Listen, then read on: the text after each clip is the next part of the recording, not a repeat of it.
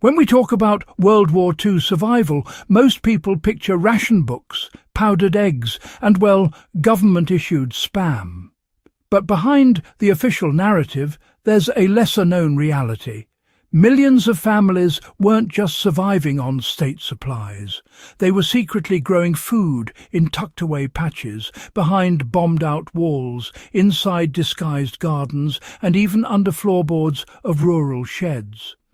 These weren't hobby gardens. These were quiet lifelines. Many of these forgotten food sources were deliberately hidden from occupying forces, ration inspectors, and desperate neighbours.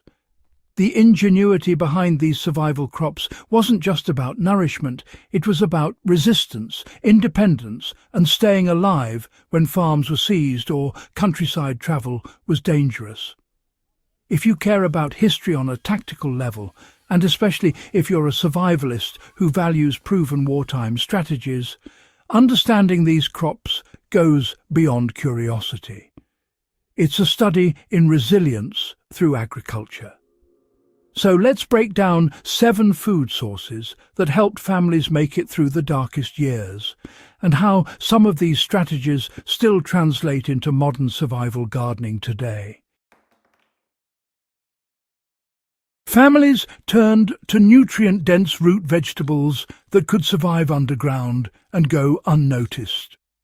Carrots, parsnips, and especially Jerusalem artichokes were hidden in plain sight beneath the soil.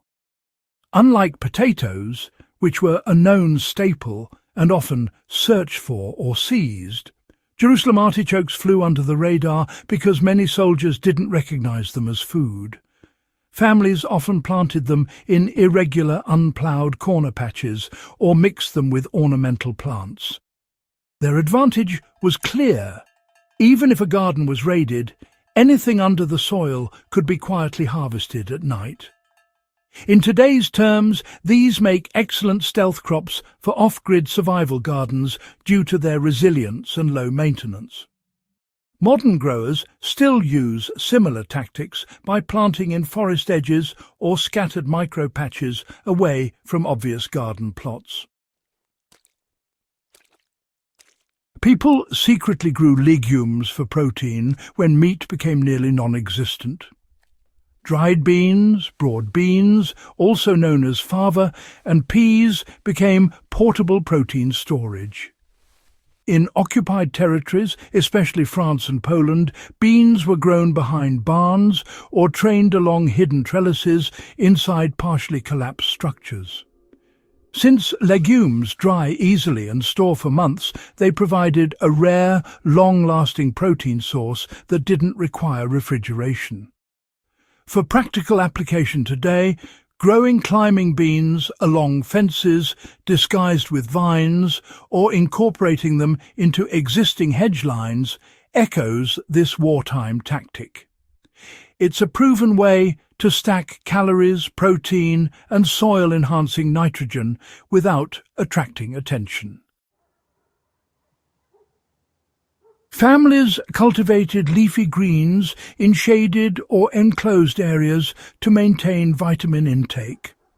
Cabbage, chard, and kale were reliable, but spinach and sorrel held a special place because they could regrow quickly after cutting and withstand partial shade, making them ideal for tucked-away inner courtyards, bomb shelters with broken ceilings, or between rubble piles in cities like London, Rotterdam, and Warsaw.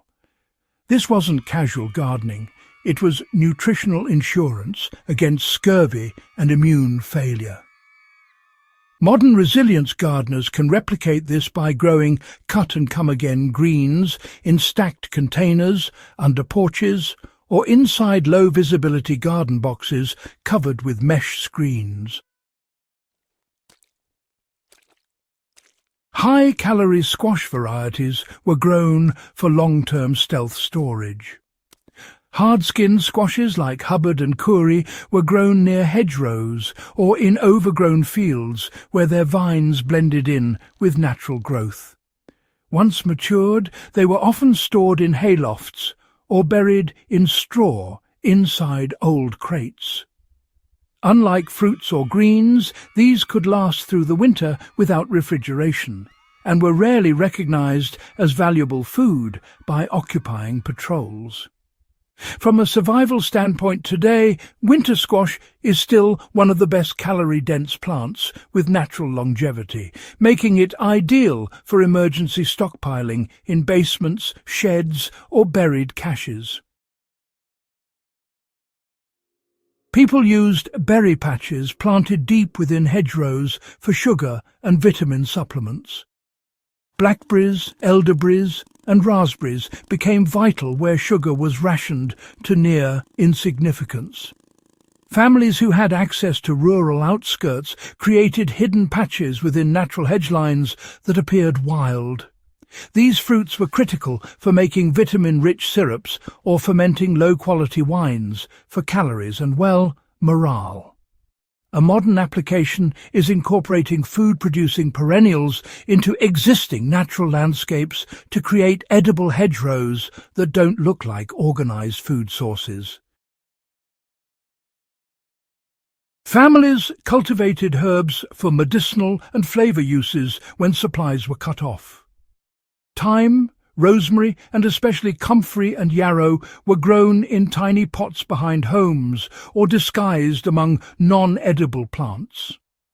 Herbs weren't just for flavor, they provided antiseptic properties, digestion support, and minor pain relief when pharmacies were inaccessible or looted. Serious World War II households treated herb patches as part of their medical preparedness. Survivalists today should consider stealth herb gardens as a dual-purpose system for natural health care and food enhancement. Rabbit fodder gardens were secretly dual-purpose food sources for meat and humans. Many families kept rabbits because they reproduced quickly and could be fed from garden waste. What's less known is that fodder crops like clover, alfalfa and plantain were cultivated not only as feed, but also as backup for soups and stews when human food ran out. These were planted in hidden strips behind wood piles or along ditch edges.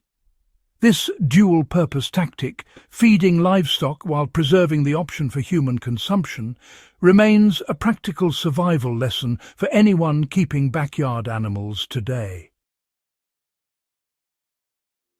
These wartime crops weren't about gardening for pleasure. They were strategic, concealed, nutritionally balanced, and built on the assumption that discovery could mean starvation. Whether you're studying this from a historical, tactical, or preparationist angle, these hidden systems offer a blueprint for resilience under duress.